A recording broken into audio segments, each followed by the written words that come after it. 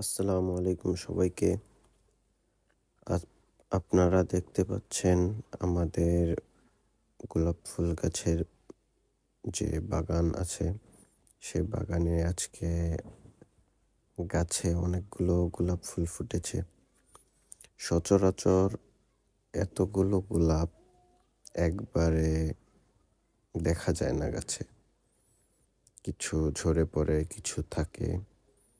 তো আজকে অনেক সুন্দর সুন্দর সাদা গোলাপ ফুটেছে, দেখতে অনেক সুন্দর লাগলো। এই কারণে আপনাদের সাথে শেয়ার করলাম। যদিও গাছগুলো কেটে ফেলা হয়েছে, আগে অনেক সুন্দর ছিল। নামমাত্র গাছগুলো রাখা হয়েছে, তো তাও আলহামদুলিল্লাহ ভালো ফুল আসছে। এর পাশে একটি জবা গাছ আছে, এই গাছেও জবা ফুল আসতো অনেক, কিন্তু এখনো এই গাছটি ছাঁটাই করে ফেলা হয়েছে। আর এটা হচ্ছে ধনেপাতা গাছ।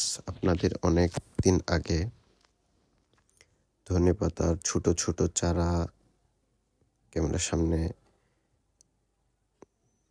দেখিয়েছিলাম।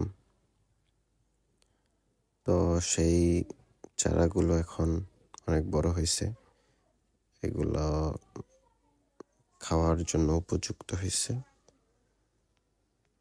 এর সাথেই অ্যালোভেরা গাছগুলো আছে, দেখতে পাচ্ছেন, এগুলো অনেক ছোট ছিল।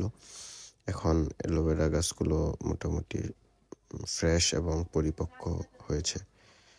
ধনেপাতা গাছগুলো কিছু কিছু লাল হয়ে গেছে, এছাড়া বাকিগুলো সব ফ্রেশ আছে।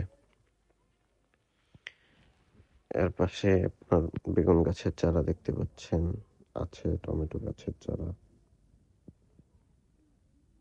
টমেটো গাছের ফুলগুলো অনেক সুন্দর, হলুদ কালার ফুল।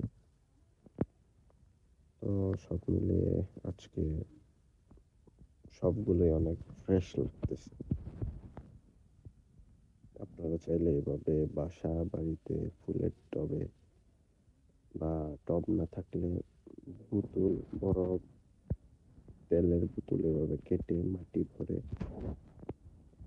গাছের চারা রোপণ করতে পারেন।